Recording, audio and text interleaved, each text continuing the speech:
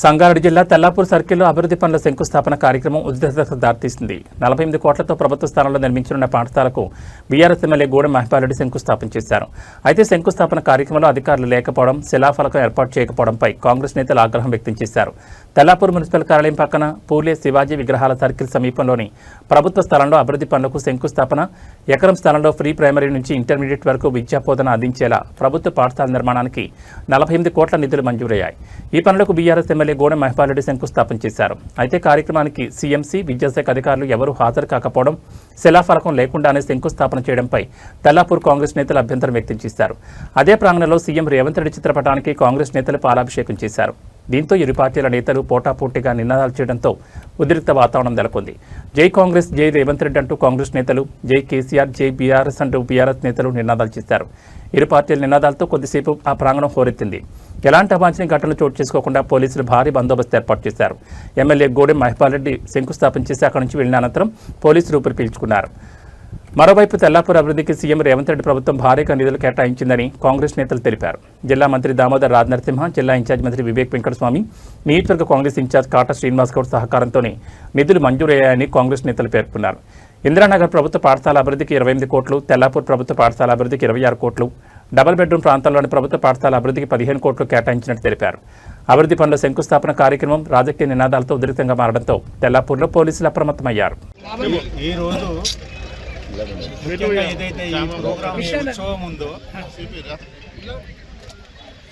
తెలంగాణ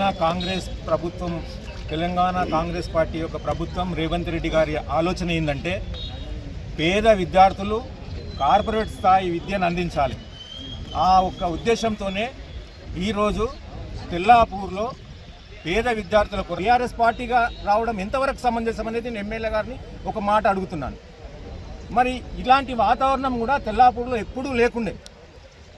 ఈ గ్రూపులు, తగాదాలు ఎన్ని ఎన్నికలు వచ్చినా కూడా అందరం కలిసిమెలిసి మంచి వాతావరణంలో ఉండేవాళ్ళం. కానీ ఈరోజు ఈ 2 గ్రూపులు కావడానికి కారణం, మరి మీరు ఒకసారి ప్రభుత్వంతో మాట్లాడి, ఇక్కడ ఉన్న అందరి గ్రామ పెద్దలతోని, అన్ని పార్టీలతో మాట్లాడి ఈరోజు అఫీషియల్గా ప్రోగ్రామ్ చేసుకున్నట్టయితే మీకు గౌరవం ఉండేది, మాకు కూడా గౌరవం ఉండేది. కానీ ఈరోజు అంతా ఈ వాతావరణం అంతా చెడగొట్టడానికి ఇదంతా, దీనికి మూల కారణం ఏమైంది, దీనికి బాధ్యత ఎవరు వహించాలి, ఈ 2 గ్రూపులు కావడానికి తెల్లాపూర్లో ఈ ఘర్షణ వాతావరణం కావడానికి ఎవరు బాధ్యత వహిస్తారు అనేది కూడా నేను ఎమ్మెల్యే గారిని అడుగు. ఏదైనా ఘనత కానీ క్రెడిట్ కానీ ఎవరికి పోతుందంటే ఇక్కడున్న తెల్లాపూర్లో ఉన్న స్థానిక కాంగ్రెస్ పార్టీ నాయకులకు, జిల్లా కాంగ్రెస్ పార్టీ నాయకులకు, సంగారెడ్డి పటాన్చెరు కాంగ్రెస్ పార్టీ నాయకులకే ఇది చెందుతుందని కూడా ఈ సభ ఎవరు ఏమి చెప్పుకున్నా కూడా, ఏ బీఆర్ఎస్ పార్టీని ఒకటి అడుగుతున్నా, బీఆర్ఎస్ పార్టీని, ఇది బీఆర్ఎస్ పార్టీ ఏదో నిధుల నుంచి రాలేదు, లేదా ఎమ్మెల్యే ఇంటి నిధుల నుంచి రాలేదు, ఇది కాంగ్రెస్ పార్టీ ప్రభుత్వం ఇచ్చింది.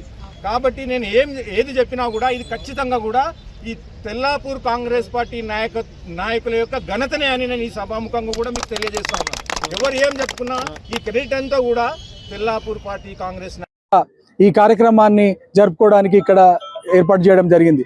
ఎందుకంటే గత సంవత్సరాల్లో ఎప్పుడైతే కాంగ్రెస్ పార్టీ ఉన్నప్పుడే మీకు అందరు గుర్తుండొచ్చు, ఇక్కడ 1400 ప్లాట్లు కానివ్వండి, లేదా ఈ 3 కాలనీలు, అంబేద్కర్ కాలనీ, జ్యోతిరావు పూలే కాలనీ కానివ్వండి, ఇందిరానగర్ కానివ్వండి, ఇతర కాలనీలన్నీ గవర్నమెంట్ జాగా ఇచ్చి గరీబోళ్లకు, అంటే పేదలకు అవసరానికి ఆదుకున్న పార్టీ కాంగ్రెస్ పార్టీ.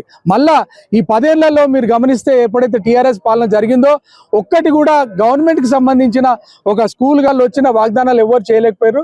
అసాధ్యాన్ని సుసాధ్యం చేసిండు మన సీఎం గారు. అదేవిధంగా ఎడ్యుకేషనే కాకుండా రాబోయే తరంలో ఇప్పటివరకు మన సిపి గారు ఆల్రెడీ ఎక్కడెక్కడ ఈ స్కూళ్ళు స్థాపిస్తున్నారు ఆయన చెప్పిండు. అదే కాకుండా ఒక ఆసుపత్రి కూడా రాబోతుంది ఇక్కడ, గవర్నమెంట్ హాస్పిటల్ కూడా త్వరలోనే, దాన్ని కూడా శంకుస్థాపన మినిస్టర్ గారుని పిలిచి 100 పడకల హాస్పిటల్ కూడా మినిస్టర్ గారు, మళ్ళీ వివేక్ గారు, మన దామన్న గారు ఆధ్వర్యంలో తెలంగాణ రాష్ట్ర ముఖ్యమంత్రి వర్యులకు మా తెల్లాపూర్ డివిజన్ తరఫు నుంచి ప్రత్యేకమైనటువంటి కృతజ్ఞతలు. మిత్రులారా, బహుశా విద్య మీద తనకున్నటువంటి, ఈ రాష్ట్ర భవిష్యత్తు మీద తనకున్నటువంటి ప్రత్యేకమైనటువంటి అవగాహన ఇంతవరకు ఏ ముఖ్యమంత్రికి లేదని మేము భావిస్తున్నాం. ఒకటే ఒక విద్యా మెరిట్లకు కూడా పోలేనటువంటి పరిస్థితి లోపల మా విద్యా వ్యవస్థ ఉండే. ఈ రోజు ముఖ్యమంత్రి గారు వాటన్నిటిని చూసి నా ఆడబిడ్డలు కానీ వాష్రూమ్ కూడా పోలేని పరిస్థితిలో ఉన్నారని చెప్పి ఇంటిగ్రేటెడ్ స్కూళ్ళు, అదేవిధంగా ఇంటర్మీడియట్ తో సహా పీజీ నుంచి కేజీ నుంచి ఇంటర్మీడియట్ వాడి దాకా కూడా అదే విద్యను అందించేటువంటి ప్రయత్నం చేస్తుండే మిత్రులారా. అందులో భాగంగానే ఈ రోజు తెల్లాపూర్కు 100 కోట్ల రూపాయల డబ్బును విద్య మీద కేటాయించిండు. ఇదంతా కూడా తెల్లాపూర్ కాంగ్రెస్ పార్టీ, నీలం మధు గారు, అదే విధంగా కాటా శ్రీనివాస్ గారు ముఖ్యమంత్రి గారు ఇచ్చినందుకు ఆయన కృతజ్ఞతలు తెలపడానికి ఇక్కడికి వచ్చినాం. మరొక మున్సిపల్ కమిషనర్ లేదు, కలెక్టర్ లేదు, ఏడ కొబ్బరికాయ కొట్టాలి, ఏ శిలాఫలకం ఎవరికి అందిట్లలో వచ్చిందనేది కూడా వ్యక్తం చేయకుండా ఒక ల్యాండ్ కాడికి వచ్చి ఇష్టం ఉన్నట్టు గుంత తీసి ఆడ కొబ్బరికాయలు కొట్టేటువంటి పరిస్థితి నెలకొంటున్నది. ప్రభుత్వాన్ని ఇంతవరకు ఎక్కడ కూడా తెల్లాపూర్ లోపల అందరూ కలిసి మెలిసి బతికేటువంటి పరిస్థితి లోపల గ్రూపులు కట్టేటువంటి ప్రయత్నం జరుగుతున్నది. అట్లాంటి అన్నిటికి కూడా కాంగ్రెస్ పార్టీ వ్యతిరేకంగా నిలబడుతుందని మళ్ళీ తెలియజేస్తున్నాను. ఒక సిస్టమ్ ప్రకారం పోవాల్సినటువంటి భవిష్యత్తుకు నిర్మాణం ఎట్లుంటుంది అనేది ఈ ప్రాంత వాసులకు తెలియజేసేట ప్రయత్నం చేస్తాం. రాబోయే ఎలక్షన్లలో కూడా ఈ అభివృద్ధి చూసి కాంగ్రెస్ పార్టీ రాబోయే ఎలక్షన్ల లోపల ఏవైతే మున్సిపల్ జిహెచ్ఎంసీ ఎలక్షన్లు ఉన్నాయో కాంగ్రెస్ పార్టీకి పట్టం కట్టి ఈ అభివృద్ధికి కాంగ్రెస్ పార్టీకి